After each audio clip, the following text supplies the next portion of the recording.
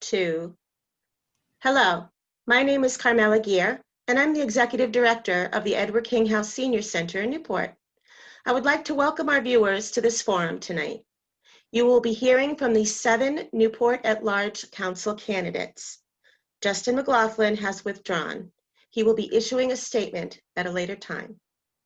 This forum is a collaboration between the Greater Newport Chamber of Commerce, the League of Women Voters, the Alliance for Livable Newport, East Bay TV, Newport Buzz, Newport This Week, and WADK. The purpose of the collaboration is to inform the Newport County voters. I would like to point out that the positions held by any one of the collaborators do not represent the viewpoints or opinions of others in the group. It is also important to note that the Alliance for Livable Newport, the League of Women Voters, and Newport This Week are nonpartisan and do not endorse candidates. So let us begin. Tonight, we have the 7 at-large candidates: Jamie Bova, Lynn Segley, Beth Cullen, Elizabeth Fuerte, Kevin Michaud, Jeanne-Marie Napolitano, and Susan Taylor.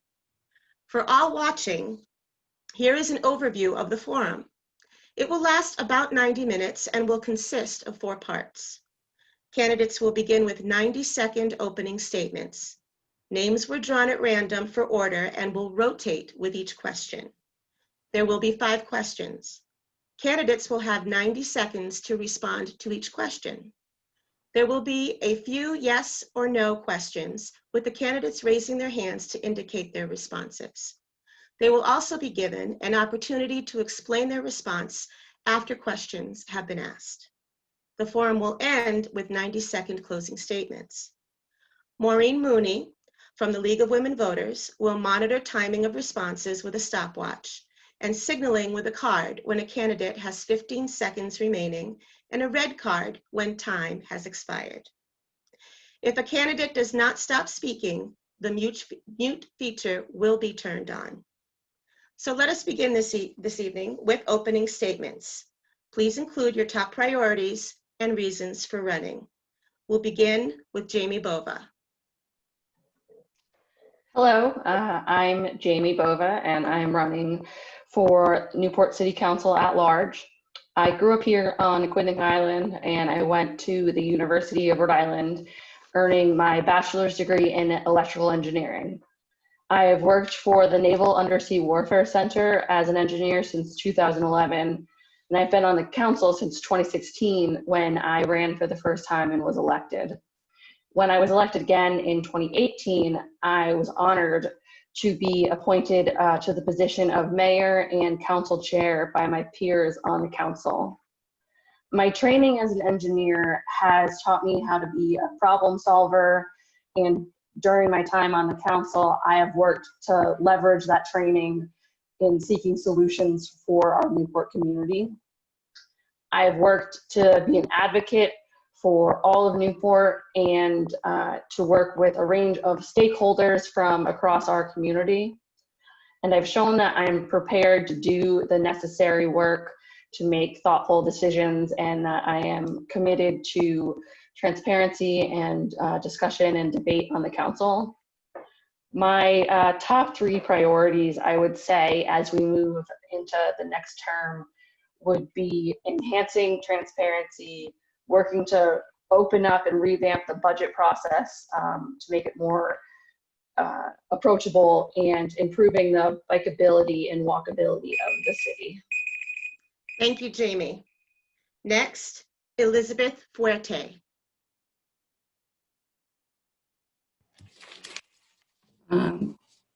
Thank you for this opportunity. My name is Elizabeth Fuerte.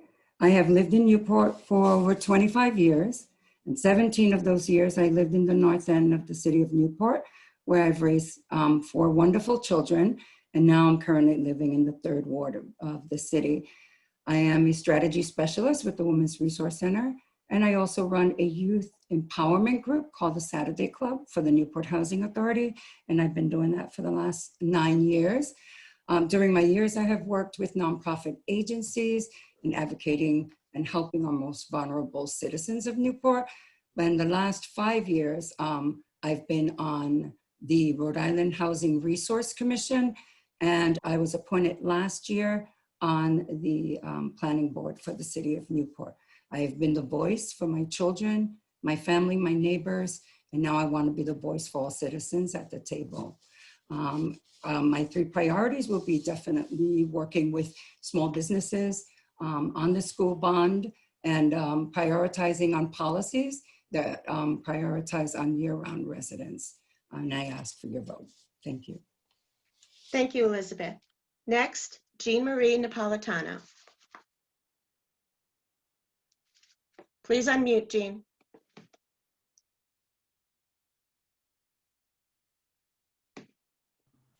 There we go. Good evening. My name is Jeanne-Marie Napolitano, and I've had the honor of serving the voters in Newport in a variety of capacities while serving on the council. What I found remarkable over the years is the number of citizens who have come forward with a wealth of information and knowledge and experience to share with the council. Over the last 10 years, we've experienced tremendous growth, which has allowed us to continue our work on buildings, schools, roads, water, sewer, and seawalls, while pursuing the goal of Innovate Newport to diversify our job economy. We won national awards for rebuilding the neighborhood of Newport Heights, a public-private partnership, and Pell School. We've redesigned Sheffield School for Innovate Newport, housing small businesses and technologies to incubate, expand, and potentially relocate in the North End and growing our tax base. I want to continue working for families and businesses to grow Newport. There's still a lot to do, and I humbly ask for your vote November 3rd. Thank you, Jeanne-Marie. Next, Lynn Segley. Good evening. I'm Lynn Underwood Ceglie. For the past 3 terms, I have been the 2nd Ward representative on the council. This election, I've decided to seek a 1st term to represent all residents at large. I've worked very hard to be fair and highly responsive to the residents of the 2nd Ward. My top priorities for the city are the health and safety for all residents. I am committed to improving the quality of life through school and infrastructure investments for our young people, families, and seniors. Another priority for the next term is working on the zoning that will bring a vibrant North End that will result in opportunities for year-round jobs, workforce housing, improved infrastructure, civic amenities, connectivity, and walkability. In my private life, I have worked at an engineering firm in Middletown, designing interactive programs for the Navy, and later on at East Bay Community Action Program, testing preschoolers for speech and language and developmental issues. I'm the parent of 2 successful Rogers High School graduates who are now graduated from college. If elected, I promise to be the same hardworking, responsible, and fair member who finds solutions to problems that result in positive outcomes. I am asking for your vote on November 3rd. Thank you. Thank you, Lynn. And next, Kevin Michaud. Thank you. Good evening. My name is Kevin Michaud. I was born and raised in Newport. I'm a proud graduate of the Newport school system. I currently work for the Rhode Island Airport Corporation as the Emergency Communications Supervisor for 17 years. I am also the Assistant Manager at Easton Speech for the past 3 years. I'm running for council at large because I believe we need fresh faces and ideas to move Newport forward. There are several major projects in the works which the council will have to engage in. They also are my priorities. The North End project, the bridge ramp realignment project, and the replacement of the high school. All of these are very important. The next council needs to work as a team to get all of these important projects moving. Past councils have studied the North End project several times in my lifetime. The studies need to stop. The council needs to let the zoning and planning boards do their job. This includes filling positions on those boards in a timely manner and working out ways to alleviate the backlog of those 2 important committees. The city cannot afford to be looked at in negative light by businesses who wish to develop their properties, put land back on tax rolls, and create revenue. We need to bring the residents, community partners, including small businesses, and the city administration to the table and finally put a shovel in the ground. The next council will have to be part of the recovery phase of the pandemic. The next council cannot lose sight that thousands of jobs will have been lost, businesses will be closed for good, and unfortunately lives have been lost in the city. Repairing this will need forward thinking, out of the box ideas, but most importantly, collaboration within the council itself. The times of the city running in a silo are over. The next generation of councilors Kevin, are I'm ready sorry, to your take the time helm. is up. Next up is Susan Taylor. Thank you. I've been privileged to serve on the City Council for the past 4 years. The only shovel in the ground projects you've seen this past term are 2 hotels which went through the approval process in the prior term. The reality is our local businesses have suffered major setbacks each year with the gas outage and the pandemic and need our help. I'm proud of the work we've done with long-term planning for the future economic vibrancy of the city, with the North End Urban Plan and the drive toward a master transportation plan and a green and complete streets ordinance. In the last term, we've had robust discussions and disagreements on the council, which you haven't seen in recent memory. I'm proud of our effort to open up the workings of council business to the public eye and to encourage public participation. I'm proud that we hear from all points of view, including dissenting voices, before we vote our best judgment to enhance the quality of life in Newport for all of us.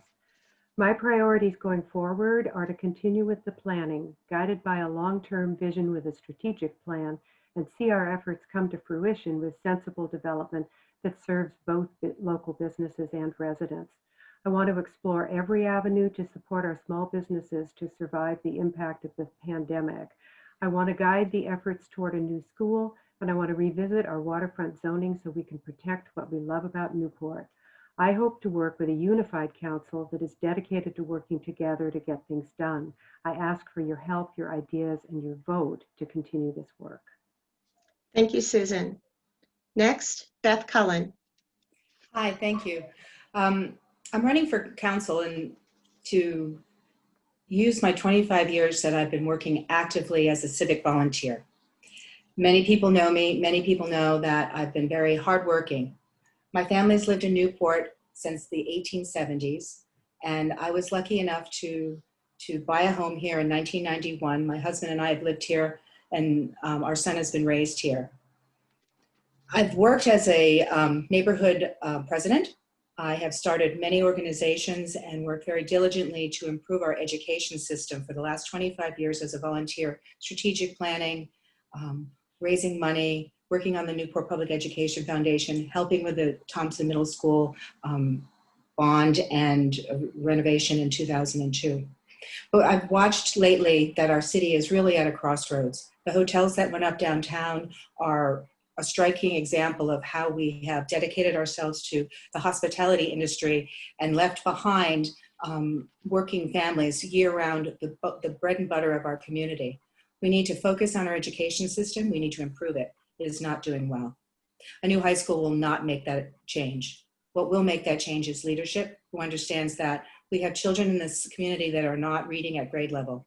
So economic diversification, education reform, environmental resiliency, and most importantly, I have the time and the talent to work full-time for Newport, and I look forward to doing that. I ask for your vote. Thank you. Thank you, Beth. And thank you, candidates. Next, you will be given 5 questions. These questions have been composed by the collaborating organizations. You will have 90 seconds to respond. The questions will also appear on the screen for your reference. I will ask the first candidate a question and then call on the remaining candidates. Then the second question will go to the second candidate's name drawn, progress to all the candidates, third question to the third speaker, and so on. You may find me repeating some of these questions more than once, as some of them are somewhat lengthy. Let us begin with question 1. How would you balance the needs of residents and visitors? Let's begin with Elizabeth Fuerte. Thank you. Balance the needs of the visitors and, I'm sorry, repeat that. How would you balance the needs of residents and visitors? Visitors, okay. One of the things that last few years that we've seen is in Newport has been a large focus on the tourism and not so much on our year-round residents. And we need to focus more on our year-round residents. I'm in favor of the homestead tax exemption. We need to listen to a lot of our residents that work here and can't afford to live here. So attainable housing is something that I would like to look forward to. And also looking at, if we are focusing on in attractions, we need to look at attractions that would be in the winter months as well, so that our businesses can sustain itself. Restaurants will continue to, stay open, and the hotels will continue to fill up their rooms. But we have focused only during the summer months, which we can't, it won't sustain. So who sustains us during the winter months is our year-round residents and keeps us afloat. So we need to balance that as well. And looking into the tax exempt and looking for other attractions that will bring folks to spend money in Newport during the winter months. Thank you. Thank you, Elizabeth. Next, Jeanne-Marie Napolitano. Unmute, Jean. There you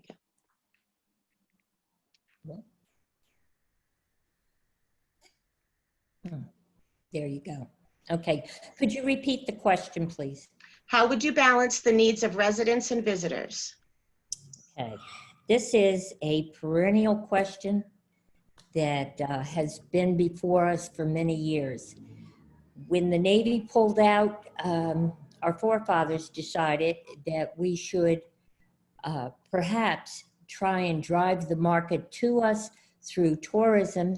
As everybody knows, Newport has some beautiful places to see, not only the mansions, but the Ocean Drive, the natural beauty.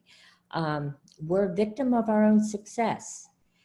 What we've seen recently are houses that went up for sale and have become either Airbnbs or strictly short-term rentals. And I think we really got to get our handle on that one. We hired a firm that actually let us know where the Airbnbs were. However, we get one check from the state for Airbnbs, no address. We don't know if there's actually others out there that haven't registered with the city.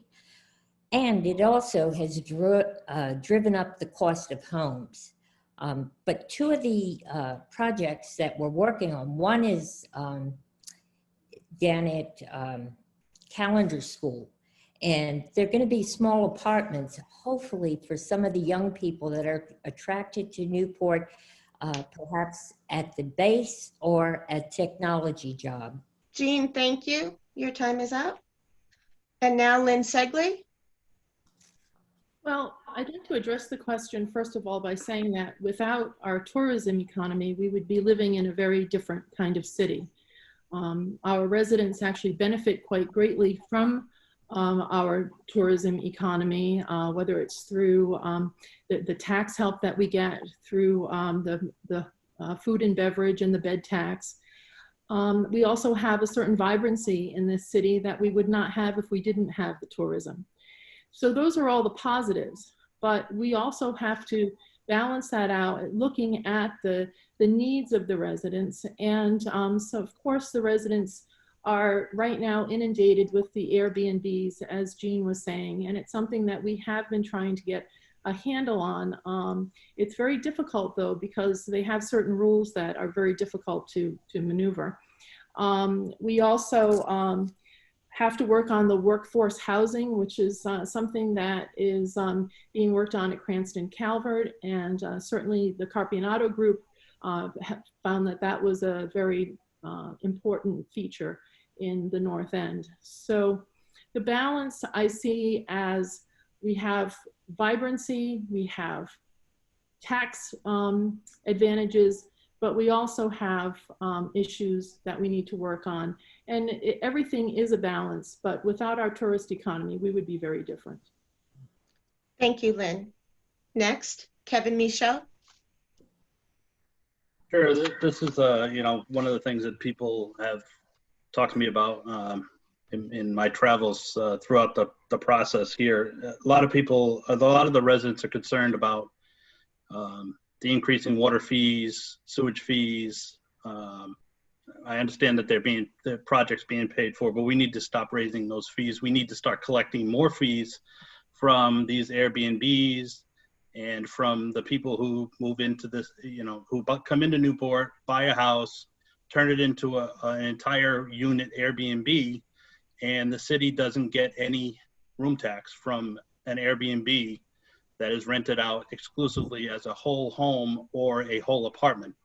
That's crazy. I did the figures for July of next year, and the city is missing out for July 4th weekend almost $25,000 to $26,000 in revenue just for one weekend.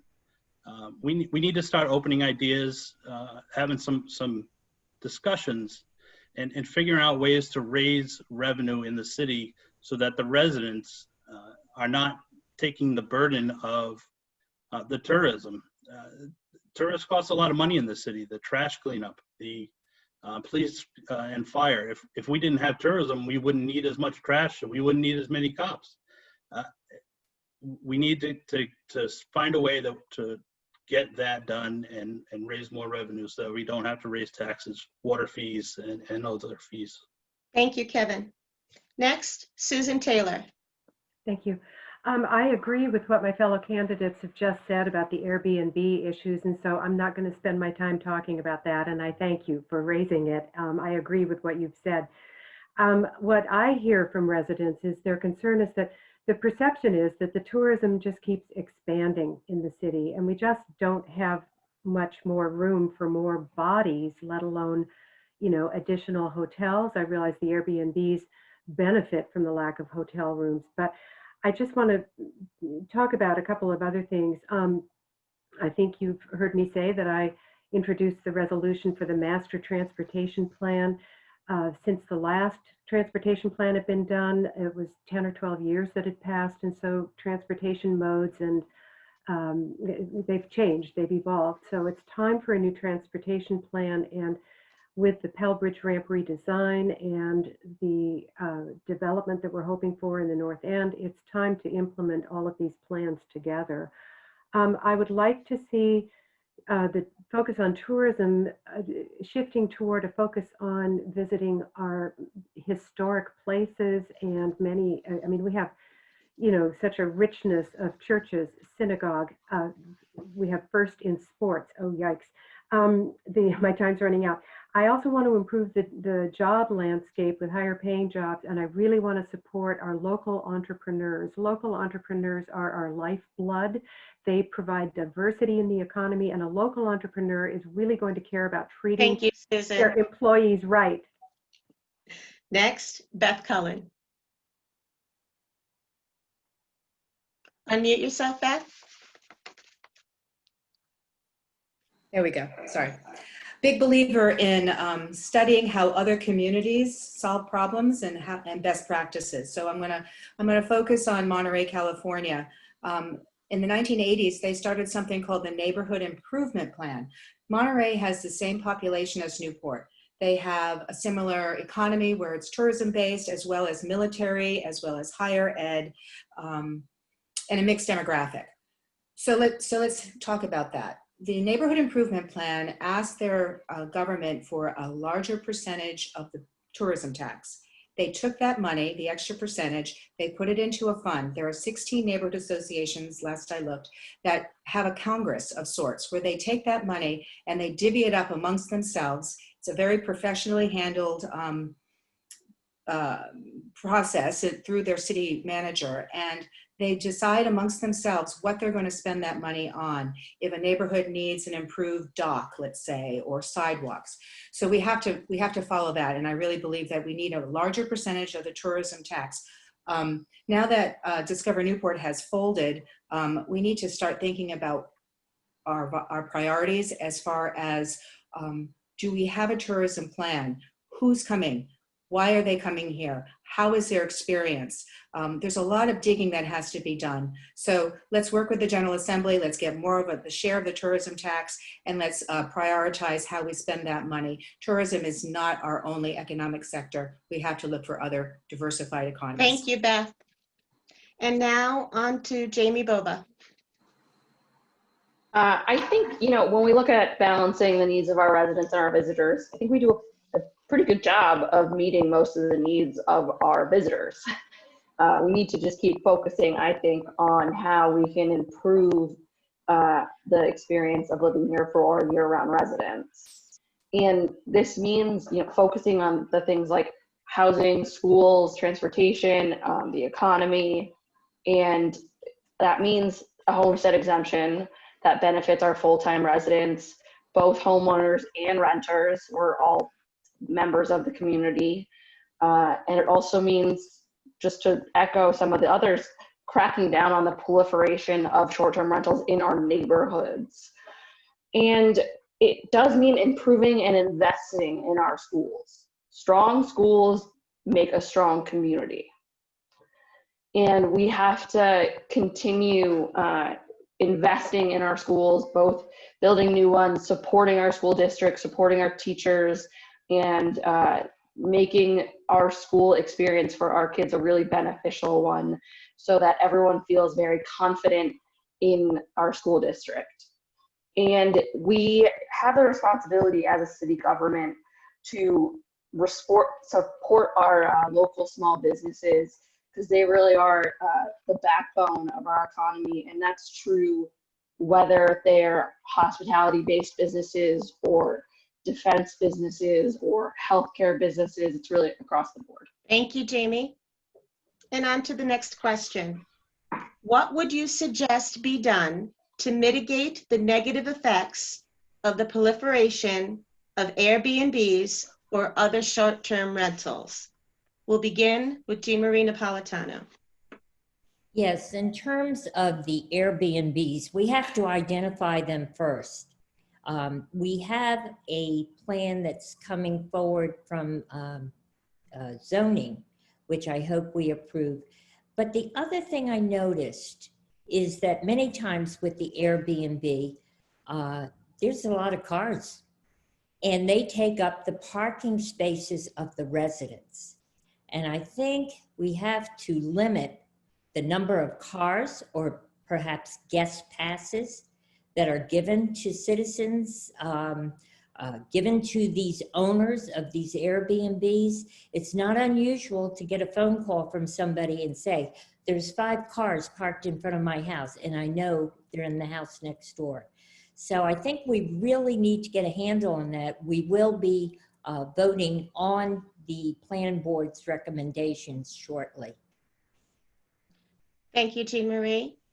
Next, Lynn Segley. Well, Jean just sort of stole my thunder. She's just said just about everything that I was thinking of saying. We do have a plan coming from the planning board, and that we will be looking at. Airbnbs has a deleterious effect on neighborhoods, and I see it in my own neighborhood, and I see it with the cars and the traffic, and at times that there are people who just basically don't respect the neighborhood rules. So it's something that is very important. And people don't like hotels. I understand that, but the shortage of hotels has really led to the proliferation of the Airbnbs. People want to come here, people want to stay here, and they want to be in a place where they feel that they're getting their money's worth. And so I certainly understand why this happens. I've stayed in Airbnbs myself around in the United States and in Europe. So I understand where they're coming from.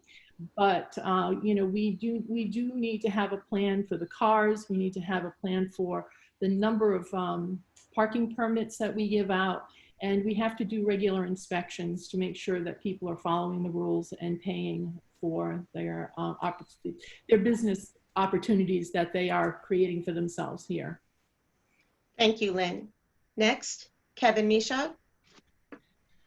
Thanks. This might be a question that everybody is going to give pretty much the same answer to. I think we've all had it with the Airbnbs infiltrating the neighborhoods. When I was looking at them today, I saw one that was on the corner of Malbone, way almost to the end where the Daily News was, and I was surprised to see an Airbnb way up there.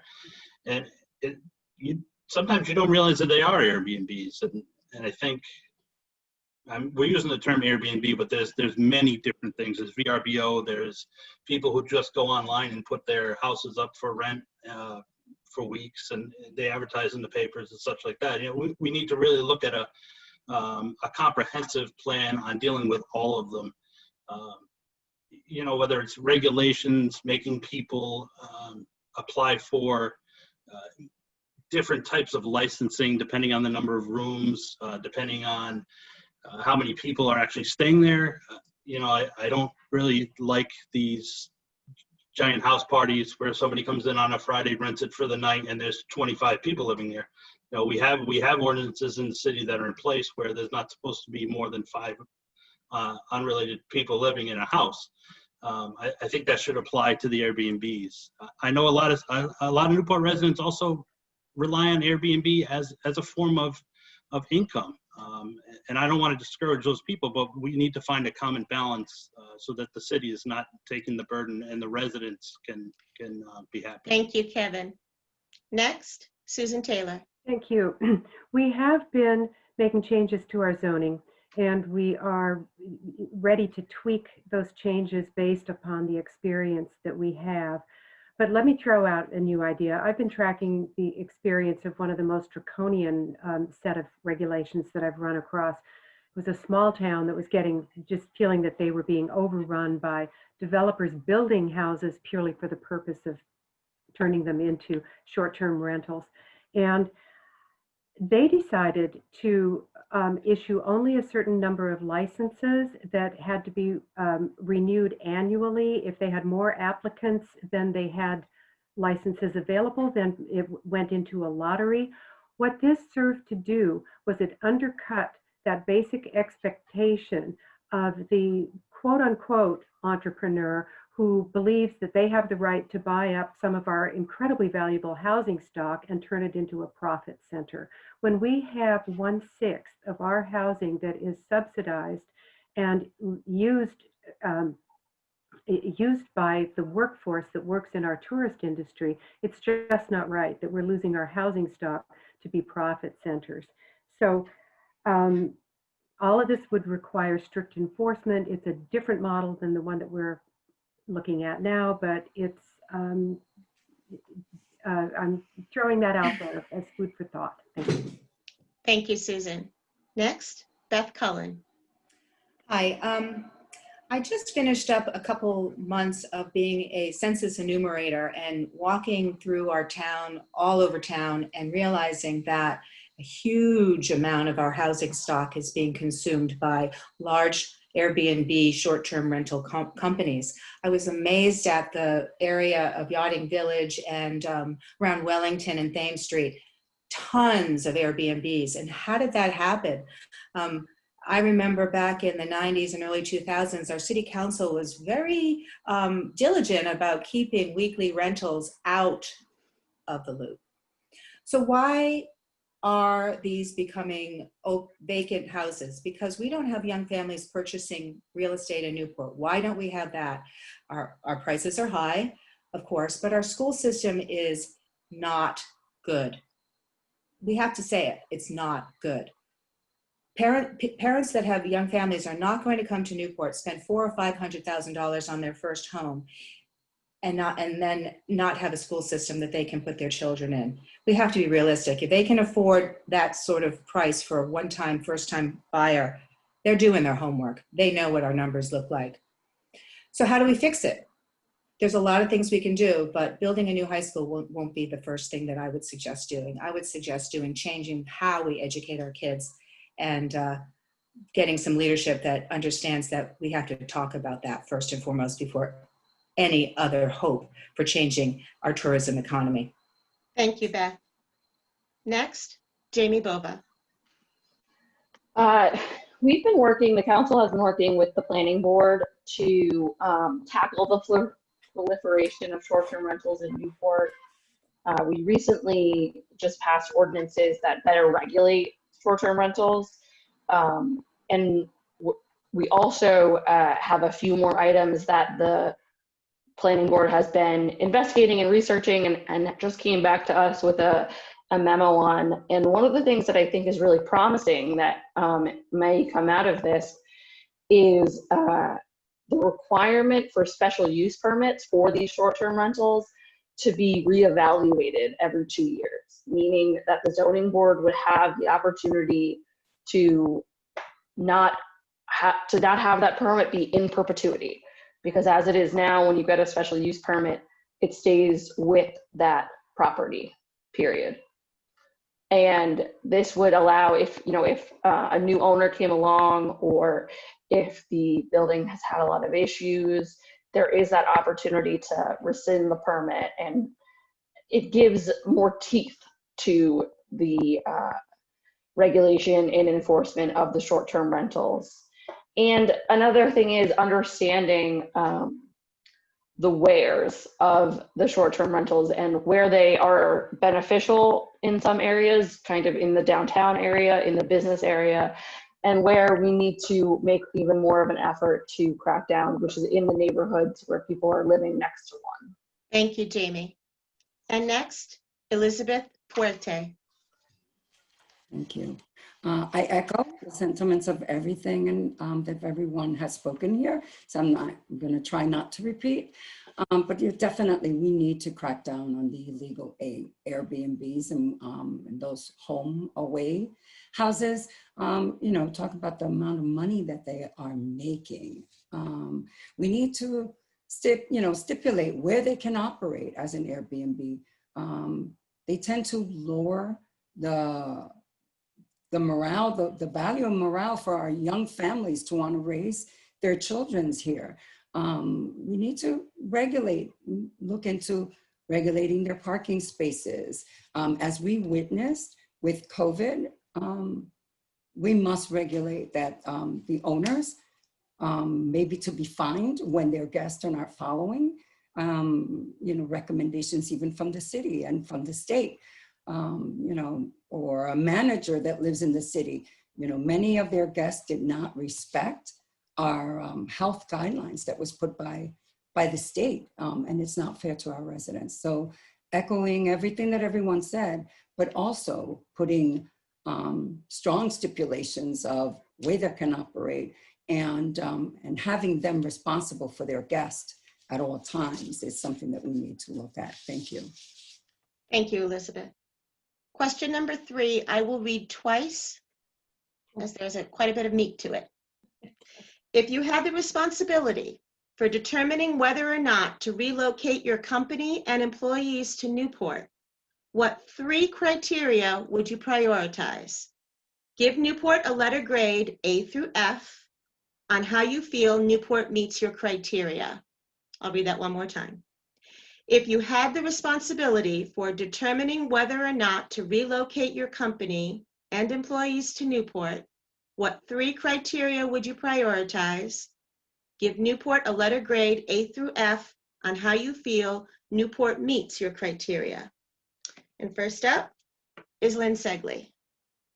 Okay, well, I think first of all, if I were to relocate my company here, I would certainly look at the broadband infrastructure that we have. And one of the things that we have done at Innovate Newport is to make sure that there is high quality broadband there. So I could picture myself moving my business to a place like Innovate Newport, and we have ideas for other places similar to it as well. Certainly another fact that would come into it would be, of course, workforce housing. And that is another thing that the city has been working on with private developers. I mean, I'll mention the Cranston Calvert building that is in the works, and certainly the planning that's going into the North End urban plan is something that we're hoping to be successful to bring in young people and companies here. The other thing that I would look at is transportation. We need to have a very good transportation plan, and we need walkability and bikeability. We need safety on all streets. And I think that just the basic infrastructure and and making sure that there's a vibrancy, that people want to come here, and that there's this fun here, and there's a certain amount of. Thank you, Lynn. And on to Kevin Michaud. Sure. This is kind of an interesting question. I haven't heard anybody give a grade, so I think I'm going to go with a D for right now. With what's going on, I think we need to better our processes for businesses to move here. I don't think a business would want to come here and have to wait months and years to go through zoning boards and continual meetings. If there's just so much going on, we need to get that to be a more efficient process. Our commercial business tax is pretty high. I think if I was going to move my business here, I would definitely need to work with the city to get some tax help at the beginning. I don't think it should be a lifetime thing. I also think from the other side, a business coming here really needs to work with the community that it's going to be moving into. So, such as the North End project, they need to really have people at the table all together talking about what can the company bring to the neighborhood. Can they build parks within their facilities? Can they improve infrastructure for the city? A lot of those things, companies are willing to do these small, what seems small to them in a multi-million dollar project. Thank you, Kevin. Next, Susan Taylor. Carm, before I begin, can I just ask you, please, were we supposed to list 3? Would you like me to repeat the question, Susan? Thank you. You're welcome. If you had the responsibility for determining whether or not to relocate your company and employees to Newport, what 3 criteria would you prioritize? Then give Newport a letter grade A through F on how you feel Newport meets your criteria. Okay. Yeah, I'm unmuted. As for the company's own development, I would be looking at infrastructure, and that encompasses, is the city forward-looking? Is it taking proactive steps to introduce broadband widely, not simply where I want to relocate my business, but across the city? Is the city out ahead of the infrastructure issues? And that, of course, includes transportation as well. Is it comfortable and attractive for people to get around town, and how are the options for alternative modes of transportation and public transportation? The second big criterion, and I'm sort of cheating here because I'm going to roll 3 things into this, but I'm thinking about my employees. Will my employees want to move with the company to relocate in Newport? And how happy will my workforce be there? And for that, you are looking at affordable housing. And I'm going to borrow, and this is the way it works on the council. We all borrow from the good ideas that each other has. I'm going to borrow from what Lynn had said about the workforce housing. I'm going to borrow from what Kevin said about planning. I think that businesses want to have a predictable process. We need to set up the rules so that it's clear and they can comply with that. The third thing, of course, is schools, and I am going to grade that one with a D. It's a mixed bag. Pell is so great. Thompson has benefits. Rogers is in need of a new facility. Thank you, Susan. Thank you. And now Beth Cullen.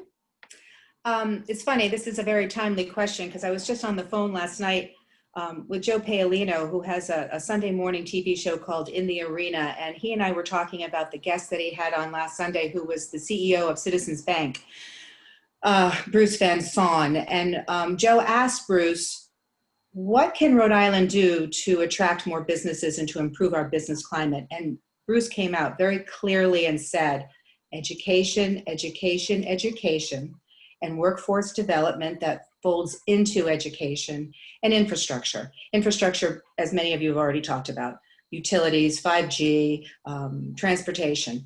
But let's go back to the education part, because I've been working on this for a long time, and I know that if we wanted to have an innovation hub, which we started talking about in 2013, the biggest concern for bringing companies to Newport is how are those children going to be educated, and do we have a workforce that they can pull from?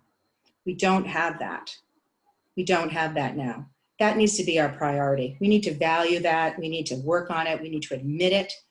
And we have to work with not only our neighboring communities, but our state and a whole to get some CTE education to really say we're not doing enough for our children. And hospitality is not a lifelong learner. It's a great job and a fun job, but we have to start thinking about how we can educate our kids to take the jobs of the future in the blue economy and the green economy. And thank you. Beth, thank you. And now, Jamie Bova. This is a tricky question because I really believe that businesses, they definitely look at more than three things when they're looking at where to move and why to move. And they definitely, I think, will have some overlapping and things that are more important than others. But, you know, I think one of the biggest things is proximity to local talent in universities. And in Newport, I think that we're really doing well there because we do have a lot of local talent, and we're very close to a lot of universities, from our local ones at Salve and URI, but even we're close to Boston. And I think that really gives us a lot of credit because it's that proximity. And then there's also, you know, what's the experience of living in the city that they want to move for all the employees and for the management. And that is, you know, how vibrant is the city? What are the schools like? What is the government like? What's the housing like? And, you know, we definitely still have work to do in Newport, but I think that we've been consistently pushing forward and consistently working hard to improve. And I know that people like to be negative about our schools, but while there are downsides, I think our school system is really working hard to improve. And I know that our kids and our families believe in our school system. Jamie, thank you. That's it. Next, Elizabeth Fuente. Again, I echo a lot. So it's definitely, when we look at the city, I just would look at what I call attainable housing, because we have subsidized and low-income housing, and then we have the high-end housing. But there is a housing population here, which is the workforce housing that can't afford to live here. And I would give that a D in Newport. Definitely, we need to look at that population that works here and wants to live here but can't afford it. Definitely, as someone else had said, you know, traffic is looking at, I would give it a D because our traffic is horrible. If I move my company here, will my employees be able to make it on time? And looking at, you know, public transportation, working with the state to see how can we offer opportunities for employees to leave their vehicles at home and either ride bikes or ride the bus closer, you know, to, I would look at that, but I would give it a D because our buses don't go everywhere around the city. So I would look at that, but also the availability of residents ready and prepared to go to work with training and the education for the opportunities that are out there. I would give that a B, but we need to do more when it comes to preparing our residents for any jobs that do come, and especially our high school kids. Thank you. Thank you, Elizabeth. And next, Jeanne-Marie Napolitano.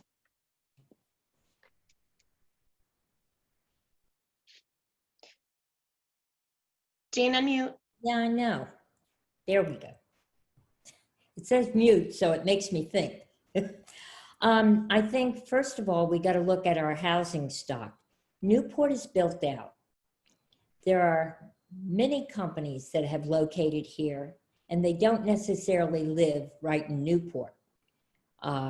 It would be nice, but they have to have something affordable. So they'll go further out, whether it's Middletown, Portsmouth, Tiverton.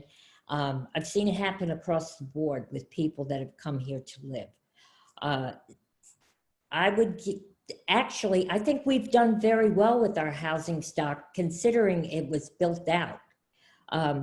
Before I said Calendar School, and I'm sorry, I should have said Cranston Calvert. There's also an element of that in the North End plan. So I just think that it needs to be workforce housing. The schools, I think the schools have been making improvements. I think Pell is great. Thompson has had its issues, and Rogers has certainly had its issues, and particularly with the building facility itself. I think it's important that we invest in our schools. I voted for every school bond that has been in Newport, and it's important to families that are locating here. They want to make sure that their kids are in a school that's safe and warm, that has good teachers. And I think Newport does. I've had 4 kids graduate from the Newport school system. Jean, I'd like to thank you. We need to move on to the next question. Question number 4.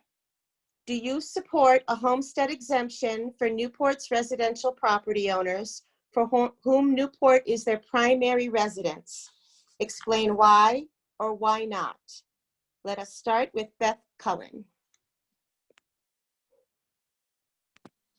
Yes, I do. And I think it has to be studied. Right now, what's on the books is very minimal. Economically, we need to think about who's living here, what can they afford, what kind of a footprint do they have. So our seniors definitely, if they're in a certain economic bracket, of course. Also our military, we have a lot of retired military families as well, so we have to consider that. So yeah, I do support it. I think it has to be relooked. I think we have to have parameters, and I think that we have to give a lot more of a benefit to certain categories, economic categories. And I also believe in a transfer tax. So when these properties are continuously being flipped, businesses are flipping properties left and right, there should be the seller, the business, should pay a tax that we earmark for something specific, be it infrastructure, the schools, open space, parks. Many other communities around here are doing that. I know the real estate businesses don't care to talk about that, but I think smart communities use that tool. Thanks. Next, Susan Taylor. Thank you. Yes, I do support a homestead exemption. It's like any tax, though. You want to look at the policy that you are trying to accomplish. You're giving tax relief to whom? And so we are studying it at this point. I believe it's November that we're having a workshop on the homestead exemption. And it's been on our radar. We have had a lot of things that we've been dealing with over the last couple of years, but it's definitely on our radar. And I would be looking at, is there a price, a value of a home above which we don't want to allow the homestead exemption? We want to think about who are the people that we want to benefit. We clearly want people who are in the middle income brackets to stay in Newport. The other, Beth brought up the transfer tax, so thank you. I'm going to talk about that as well. I think that that's another policy initiative. If someone buys a house and they want to sell it again, say within 5 years, that would be something that we could be looking at. And the transfer tax is very, if you frame it correctly so that you're saying this tax on your real estate purchase goes toward open space or something that makes the community desirable to live in, then I think that can work. Thank you. Thank you, Susan. Next, Kevin Michaud. Thanks. I'm glad that this was taken out of the yes and no questions, because if you saw the first primary, I was the only one that kept my hand down when they asked if I was in favor. It's not that I'm not in favor. There's just not enough information and discussion been done on this yet. Of course, I'm all for lowering the taxes for residents in Newport. That I don't think anybody would run for this position if they weren't for that. I think we just need to really study and see where that money, if you're taking revenue away, how are we going to make that up? It's a very expensive city to run. Like I've said before, I started to look at it more to be prepared for this, and it gets mixed reviews. It doesn't work in a lot of bigger cities. We can't burden our residents with any more taxes. So I think we need to look at the bigger picture and increase revenue and lower taxes for everybody. I do think though that we should be doing something for the seniors in the city. I'm not sure if, I think the homestead would be great for them, but I think we really just need to study it more. And I'm glad that the council is taking it up next month for sure. Thank you, Kevin. Next, Lynn Segley. Thank you. Well, I think that, yes, I would be in favor of certainly looking at it. And I know quite a few seniors who are living in the second ward who are lower income, and they're very concerned about being able to stay in their homes, which of course is very distressing when you get those phone calls. We have to look at the balance, and we are having this workshop, but we have to look at the balance. Can the city afford it, and what can we do for our seniors? So I'm just looking at that balance right now, and but my inclination would be to say yes, that our seniors need to have this. I just want to push back on one thing that Ms. Cullen said. Discover Newport has not folded. Discover Newport is changing its business plan. And so I don't want people to think that Discover Newport is just going away. They're just moving to a smaller location, and they're going to be more technology driven. So I just wanted to make that clear that let's not go overboard and say that something has actually folded up, because it has not. Thank you. Thank you, Lynn. Next, Jeanne-Marie Napolitano.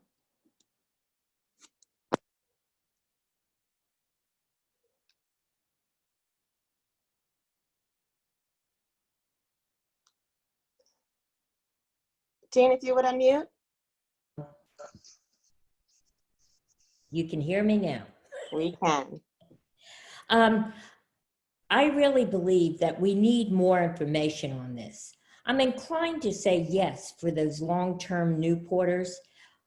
However, anytime you make a reduction for a certain category of homes, you've got to make that up elsewhere. The only other place we can make it up is from those that didn't get the homestead exemption, would have an increasing rate.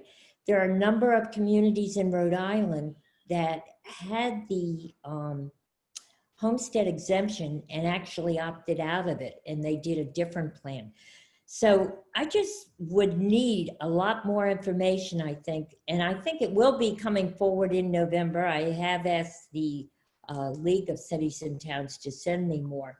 And I would be inclined to say yes, but we definitely need more information. Thank you, Jeanne-Marie. Next, Elizabeth Fuerte.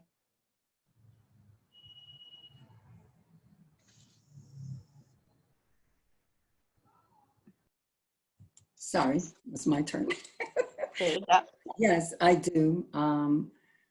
I would agree. It's well deserved, especially for our seniors. And I was going to talk about, yeah, we need to have a workshop and talk about more about it, but also bringing our residents together, our homeowners, to come and talk more about their burdens. And we know it's out there, but seriously look at what else we can do for them. But yes, I definitely would be in favor. And like someone else had said, yeah, definitely looking into it, but also other things that we can bring along with a policy put in place. But I'm in favor of it. Thank you. Thank you, Elizabeth. Next, Jamie Bova. I do support a homestead exemption, and I do think it's something that can be implemented effectively and responsibly. I introduced a resolution earlier this year that tasked the staff with coming up with multiple options and bringing them to the council. And it's actually December that that information and the workshop will be coming to the council, and it's going to be more both the council studying it and getting information and working together as a body, but also the community needs to be a part of that discussion.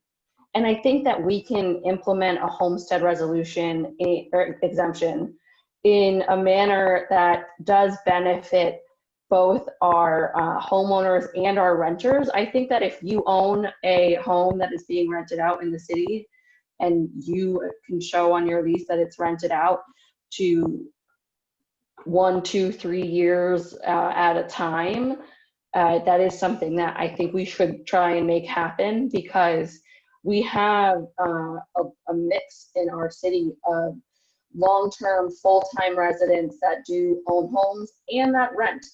And I don't want to leave our renters out of the conversation if we can find a way to include them.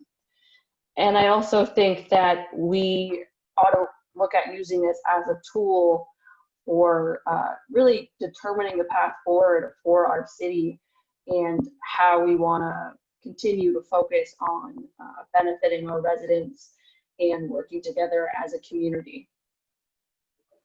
Thank you, Jamie. And now on to question 5. Do you feel racism is a problem in Newport? If so, can you give examples and say what you think can and should be done by government at all levels and by the private sector to address it? If not, please explain. I'm going to repeat that for you.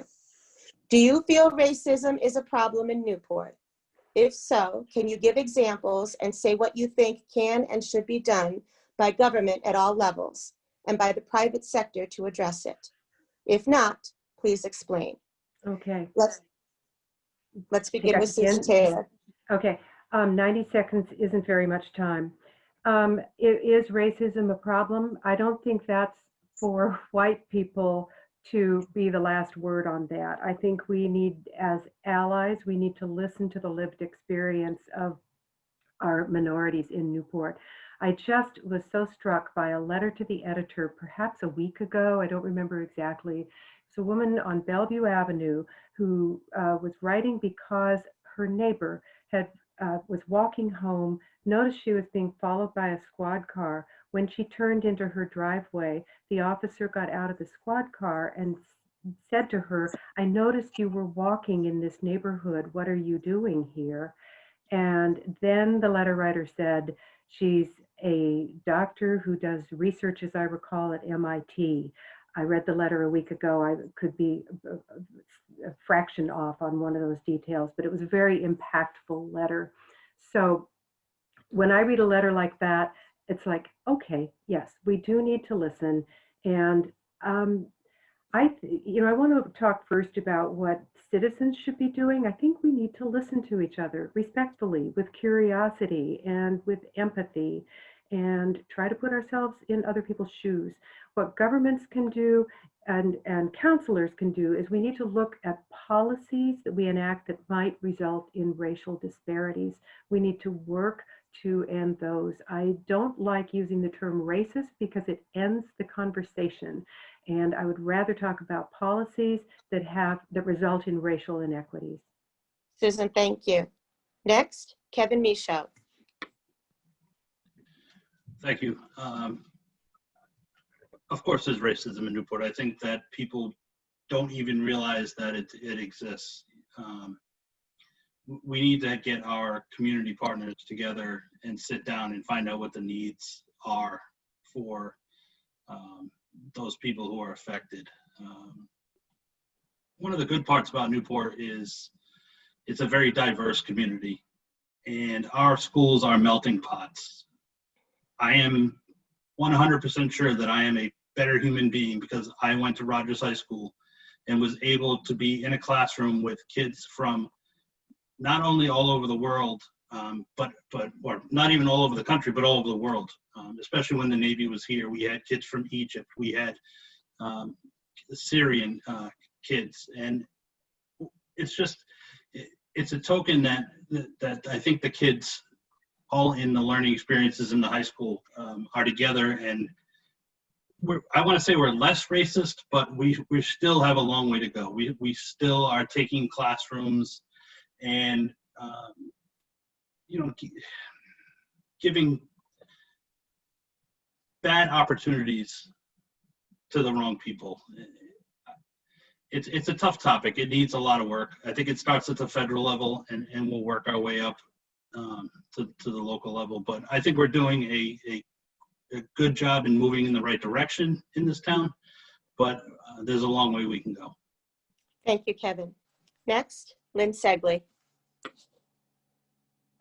I think that there is what they call implicit bias in all of us. And I think that and I'm very proud of the fact that we brought this up at the council, and that we voted to have implicit bias training for all city employees and for the council, so that we can learn from each other and learn exactly what our biases might be.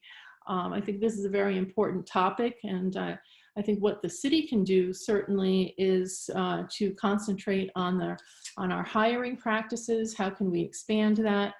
I would love to see us building more on our community policing. I think we need to have the police trusted in neighborhoods. And I think we need to teach our kids the history, and we have the stain of slavery. But out of that come people who have meant so much to this community, like Dr. Marcus Wheatland and Paul Gaines and George Triplett. And so let's teach them about those. And that was one of the reasons why I also brought forward a resolution to name the Pell Gymnasium after Paul Gaines. So I think that we need role models. And so I think that there is racism? Yes, I think there is an undertone, but I think there is an undertone just about everywhere. Thank you, Lynn. Next, Jeanne-Marie Napolitano.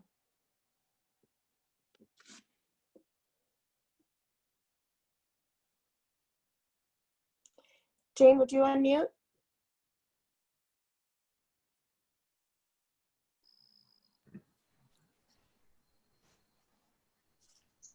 There you go. All right. I think there is what people consider racism, but I think it's very subtle. And I think it's something that we really need to probably have talks about or discussions. I know that when I was presented with a proclamation about the history, teaching Black history in school, I was amazed when I went to each of the schools and they showed me what they were giving the kids, and they were teaching them not only about important Black history, but they also taught about slavery. And I think a lot of people thought nothing was taught in our school system in regard to Black history. It's totally different. I do think as far as hiring practices across the board, I think it needs to be more reflective of the community and in every single department, including the school department. So I think we have a ways to go, but I think a willingness of a lot of people, and I've seen it and I've heard it, of a lot of people wanting to come together as a community and perhaps offer resolutions to some of the problems that other people have, considering housing and everything else. So I think it's important. Thank you, Jeanne-Marie. Next, Elizabeth Fuerte.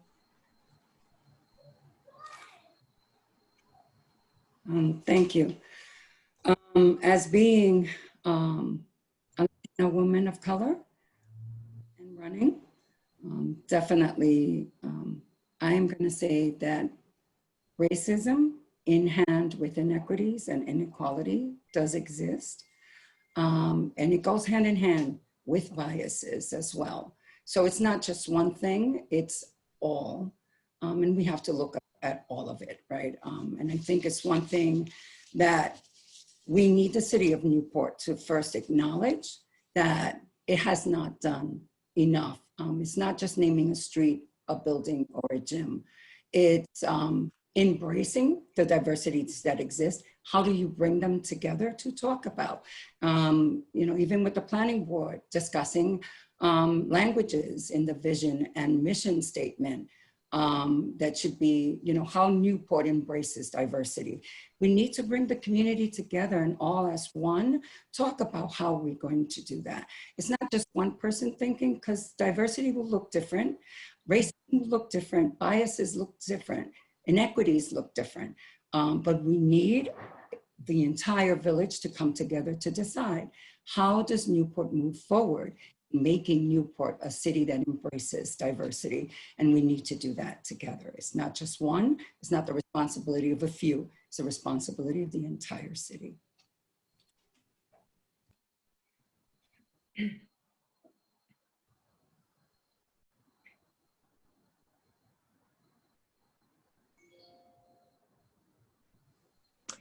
Thank you, Elizabeth. Next, Jamie Bova. Of course there's racism in Newport. I think that we would be hard pressed to find anywhere in the country or the world, most likely, where there wasn't racism.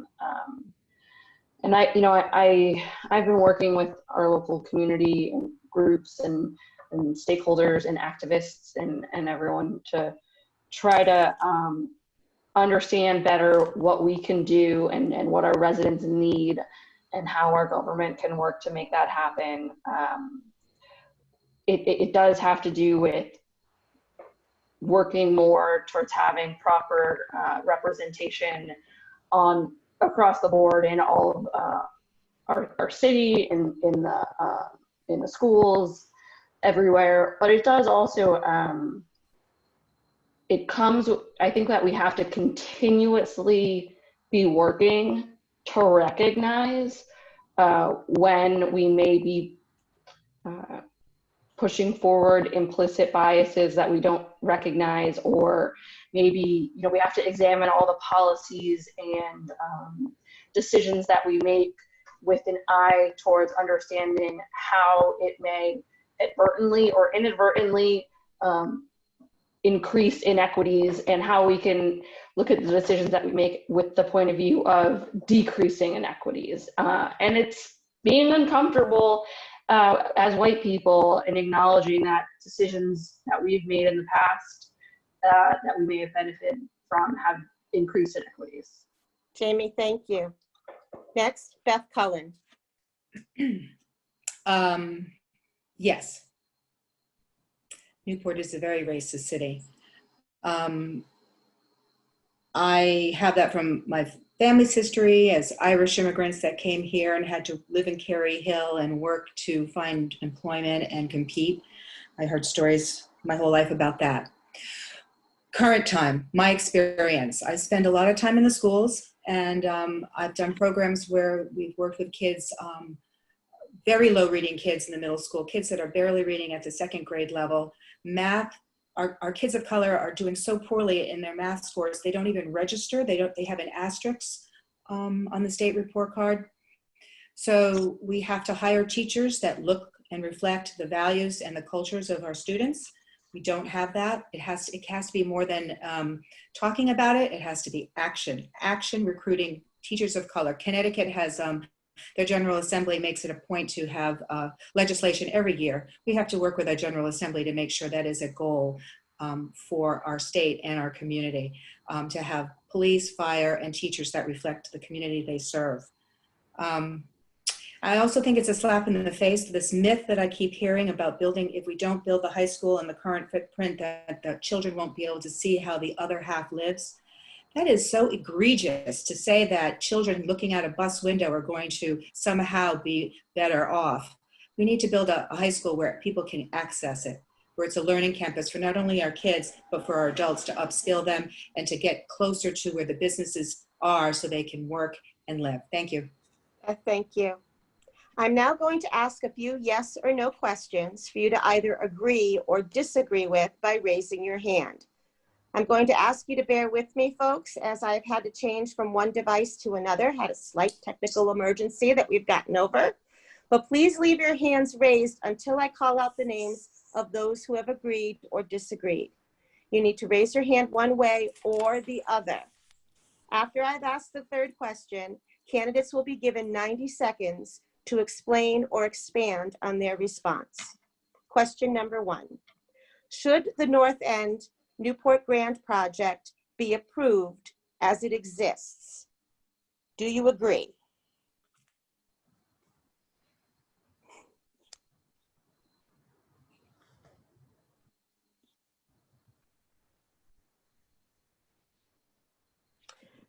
Do you disagree?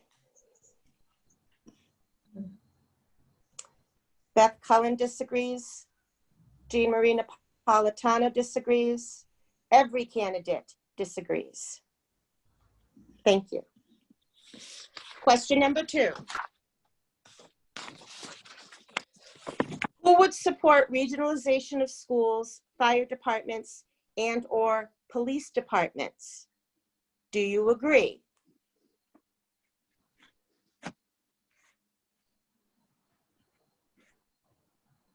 Repeat that one. Beth Collins agrees. Kevin Michaud, I'm sorry. I'm sorry, could you just say that one more time? I think I missed a part. Would you support regionalization of schools, fire departments, and/or police departments?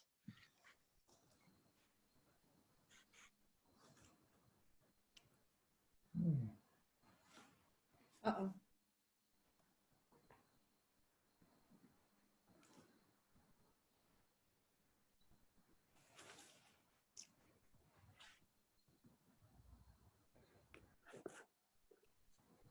I lost my audio. Can you hear Yeah. me? Okay, there we let's go. go back and do it. Yeah. Okay, we got you back? All right. Yeah. Let's do this again. Kevin Michaud agrees. What was the question? Would you support regionalization of schools, we're fire still on that. departments, Yes. and/or police? Yep. Yes. Kevin Michaud agrees. Jamie Bova agrees. Elizabeth Fuerte agrees. Susan Taylor agrees. Beth Collins agrees. Do you disagree?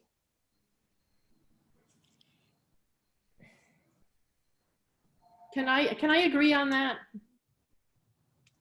Lynn Segley would like to state on the record that she agrees for that. Yeah. We are measuring who disagrees. Oh, we'll have a chance to respond. Yes, you will. Right now, just raise your hand if you disagree. Okay, thank you. Number 3, would you see that the resident survey previously approved but not taken is implemented in 2021? Do you agree? Jeanne-Marie Napolitano agrees. Kevin Michaud agrees. Elizabeth Fuerte agrees. J.B. Bova agrees. Lynn Segley agrees. Susan Taylor agrees. Beth Collins agrees. And Jeanne-Marie, I think we've already stated, also agrees. Meaning that no one disagrees with that statement. We will now give each candidate 90 seconds to explain their responses, and we'll begin with Kevin Michaud. All right. So the only one that really I had any comment on was the second one with the combining of school and fire and police. You know, I was in favor of the school school regionalization for the high school and only the high school. And that was only because of the amount of students in the school. I'd be in support of anything that would be a cost savings. I think with fire and the police departments, it'd be very difficult to do. They're or three, if we include Portsmouth, three very different police and fire departments. They're operated completely different. Newport has almost 100 police officers. Middletown only has about 40. They have different issues. They have different training. It would kind of be a nightmare and probably cost the city a lot more to combine those departments. The fire department Middletown had a lot of issues, mainly due to their council, and they seem to be getting better. I think the fire department may be easier or something to look at, but we should always talk about these things. And even purchasing, regionalizing, regionalizing purchasing. If Middletown needs to buy 10 police cars and Newport needs to buy 10 police cars, and we can get a better price on 20 collectively, then we should be absolutely looking at that stuff. Thank you, Kevin. Next, Lynn Segley. Well, first of all, I just want to clarify the Newport grant. I would not support the plan because there isn't a plan. It was a concept that was presented to the city, and so a plan needs to be developed with the city and the planning board and new zoning. So that one really disqualifies itself. As far as the regionalization, I supported unification of the high schools. But when I saw the attitude of Middletown and the condition of Rogers High School, I realized that we needed to go to a different direction. Now, people say a new high school is not going to help the students. Well, an old high school certainly isn't helping the students either. You have to look at the safety measures. You have to look at the air quality. I mean, there are so many issues with Rogers High School. It's a sprawling building. And so it obviously, it needs to be replaced. As for the police and fire, I don't know enough about that. And I think there would certainly have to be a lot of investigation on that one. So I think that's it. Thank you. Thank you, Lynn. Next, Jeanne-Marie Napolitano. Yeah, as far as the regionalization goes for schools, I did go to Middletown and I did speak on behalf of regionalization. Certainly wasn't a warm welcome. And I think that now that I've talked to Rhode, I've talked to school committee members, I've talked to various people, I think what they're planning is doable. I think our children deserve a good high school, and certainly Pell is busting at the seams. I think it's important that we do it now. I think the formula from the state will work very much in our favor. As far as police and fire go, I think you have to look. We have a very different community than Middletown and Portsmouth. We get over 100,000 visitors sometimes in the summer. We also have a lot of wooden structure buildings. We don't have necessarily the newer buildings. And our houses are very close together. So we just had something happen here on Malbone Road, and it affected the house next door, a fire. So I'm not sure. They could regionalize certain services, maybe, I don't know, when they call for aid and things. And that was the other thing. We do have mutual aid with both Middletown and Portsmouth, where we would show up for them. Thank you, Jean. Yeah. Next, Elizabeth Fuerte. Thank you. I just wanted to be clear. I would be in favor if the bond is defeated. We definitely need a new high school in Newport.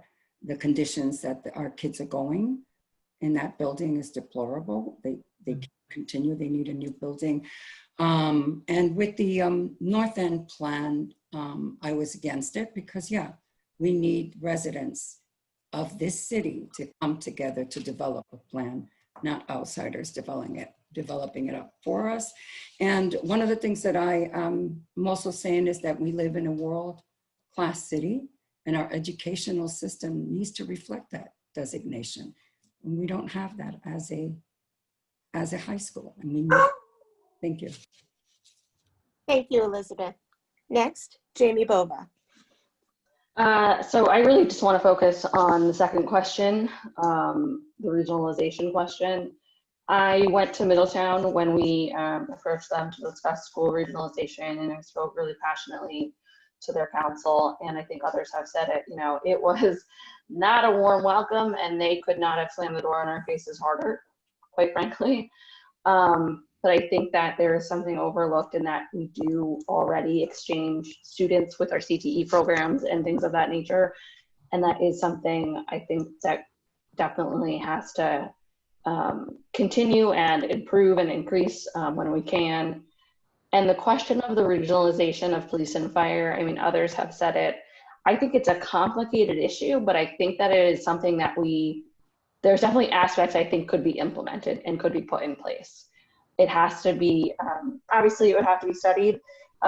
Anything like that would have to be studied. We couldn't just dive in with our eyes closed and our fingers crossed. But I think that there is likely a way that we could find cost savings and cost sharing by working together with our neighboring communities.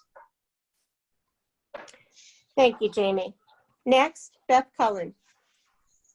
Okay, I'll start with the third one first. Citizen survey that Justin asked for $25,000 to be put into the budget to have. I don't understand why we haven't had one. It boggles my mind. So that's a leadership issue that we really have to address. As far as regionalization goes, all of what has been said tonight is false. Yes, you had a bad experience at one council meeting. I have been working with a group of Middletown citizens for the last year. Every Monday, 4 o'clock, we meet, the Citizens Exploring School Unification. They had a successful citizens initiative, voter initiative, where they got 1,187 people to sign a ballot that says they want to continue. The Middletown Council, a very small group of, I'll call them, you know, unfortunate bullies, moved the goalpost. It's now in front of the ACLU. The ACLU wants to put that into the court system because it's stifling voters. That's what happened in Middletown. We should not just sit back and acquiesce just because they were mean to us at a meeting. Let's go, let's think, let's do it. North End, no. COVID has taken away the opportunity for more hotels and more big box retail. We have to use the MBBJ plan. We have to have mixed use. We have to have housing that's affordable. We have to have maker spaces on the first floor. We have to have open space. We have to have bikes, walkways. Unfortunately, the Carpianato is a 20th century plan. We have to get into the 21st century. In 2005, our city paid Berkshire Hathaway report, not Berkshire, I'm sorry, a Berkshire report, a consulting group, to come in and give us a professional opinion. We haven't had an efficiency report since 2005. Why not? Let's do it. We are not the experts. Beth. We need experts to tell us. Thank you. Thank you, Beth. And next, Susan Taylor. Thank you. First, on the first question, I was kind of surprised that ALN came up with that question because it seemed antiquated. The plan that was presented over a year ago now was indeed, as Lynn says, a concept, and I'm looking forward to the next iteration. And I'm intrigued that Beth mentioned COVID as impacting how development's going to look in the North End, because COVID is what impacted the citizen survey. We have been distracted this year. We've been trying to, you know, pick up the pieces. I do want to talk about and focus on the second question. I raised my hand because I like to think about long-term planning, and when we have partners in Middletown and Portsmouth who are also ready to look at a longer-term vision, then I am interested in discussing regionalization. The prospect of merging any of those departments that you spoke of is going to be a long involved negotiation with a lot of soul searching and research to be done about how it works. The experience with Middletown was demeaning, more than just it made it clear that we do not have partners in Middletown that will work with us, that share the same vision, and that's how we were approaching it. But if they don't share that vision, then hell yes, we need to pass a $100 million bond. We need to demonstrate to our students, to our residents, to the island and to the state that we Susan, care. thank you. I would like to move on now to the closing statements. I will remind all of the candidates that you will each have 90 seconds. Let us begin with Jamie Bova.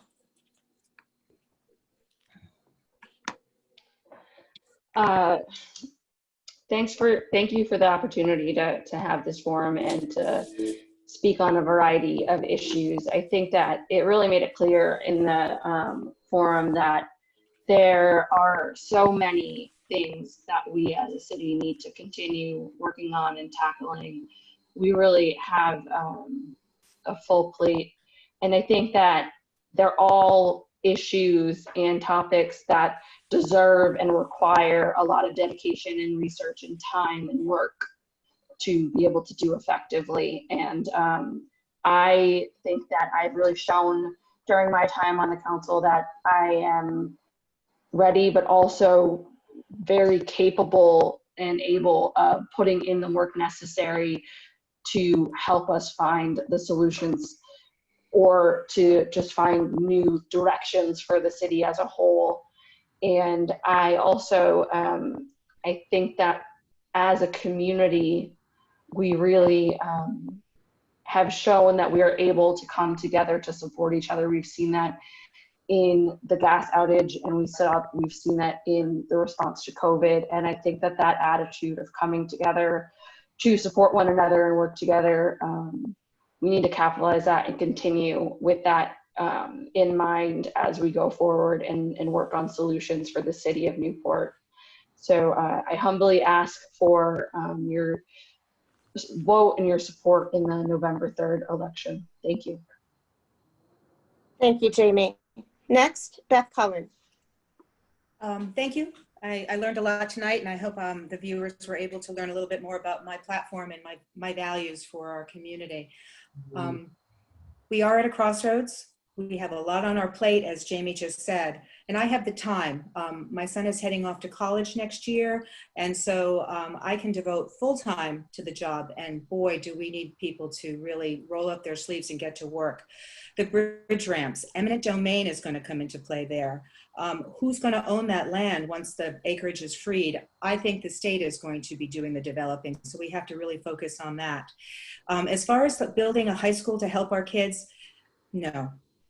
We did that with Thompson, and we have some of the worst outcomes there that you can imagine. Nationally, they are really at the bottom of the barrel, and that's because of leadership, and that's because we're fooling ourselves to not think that we need to really focus on our young people and give them the education, the quality education they deserve. A building does not educate kids. We also have to think about bringing in year-round businesses here, the blue economy. We didn't get a chance to really talk about that, but we are the ocean state. We are the city by the sea.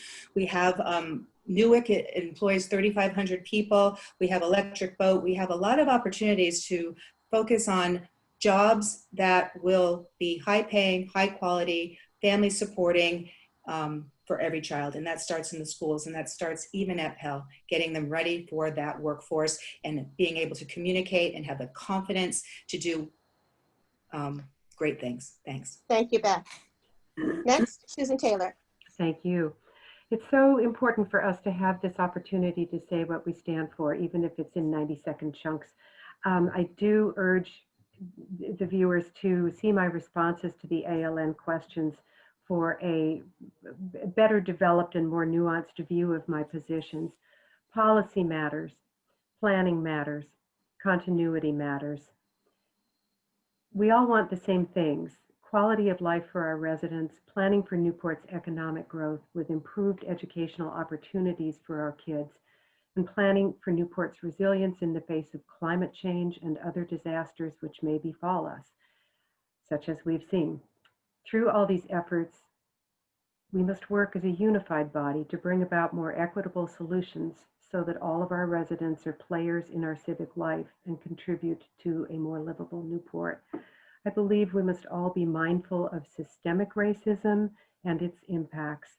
When I recited the letter to the editor with the Bellevue story, I just want to add, that's not the only example. That's not the most prominent example of racism in Newport. It's in the fabric. That's what the people who live it are saying. We've successfully encouraged greater public participation. Now we need to see that process continue. I promise I will work to earn your support. Please vote, whether in person, by mail, or with an emergency ballot. The election is November 3rd. You'll find me at number 6. Thank you, Susan. Next, Kevin Michaud. Thank you. A few months ago when I started on this journey,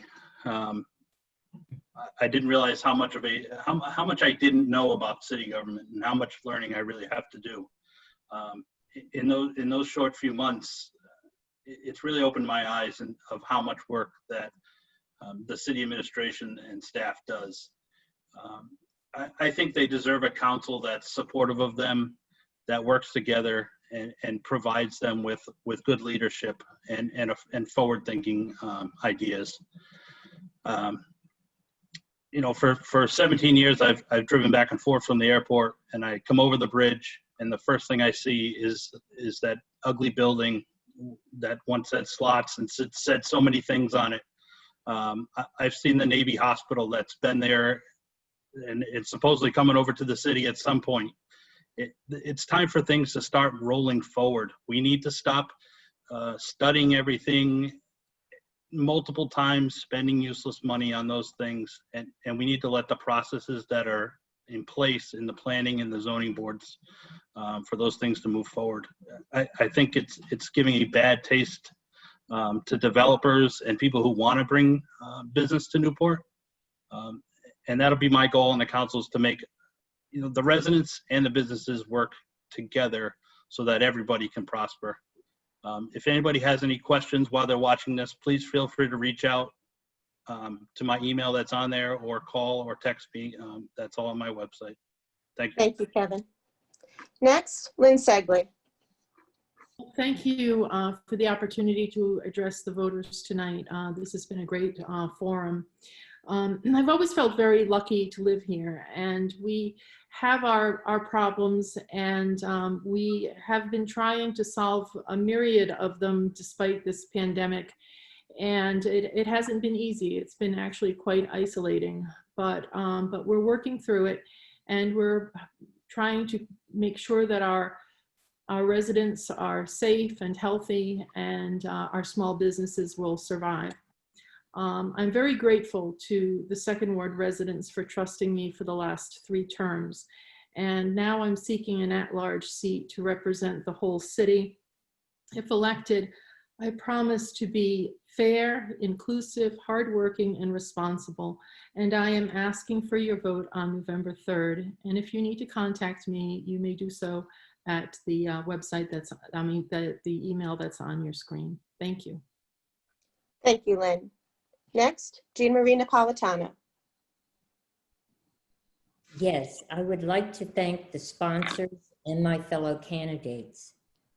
At this difficult time, Newport will have to move in the same direction if we're to rebuild our economy.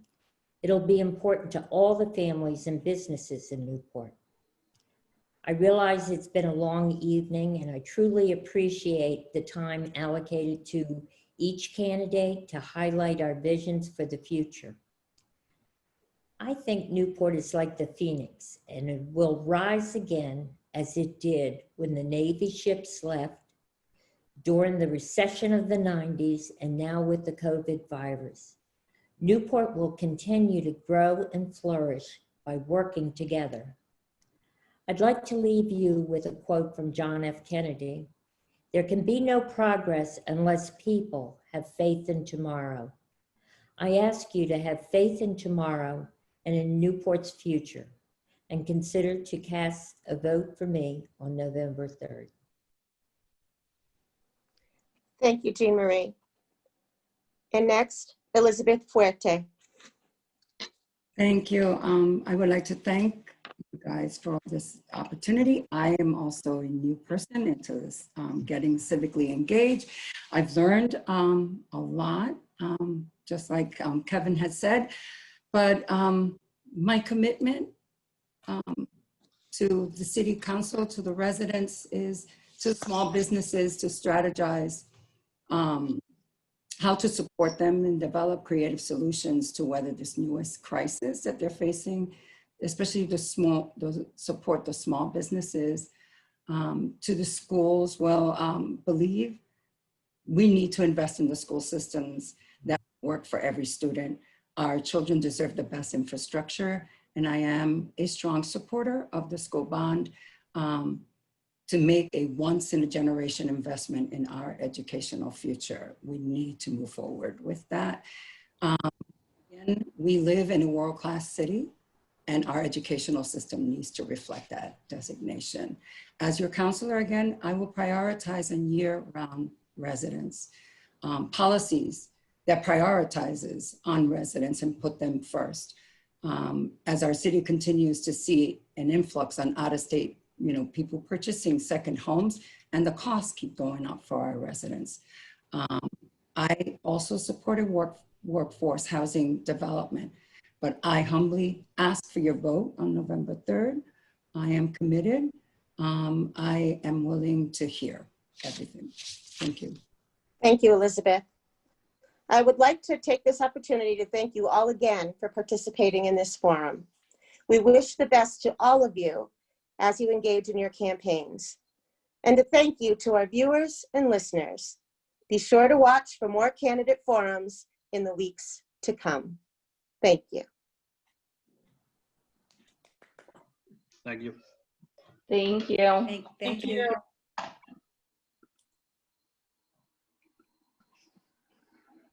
Thanks, everybody. Bye. Thank you. Mm.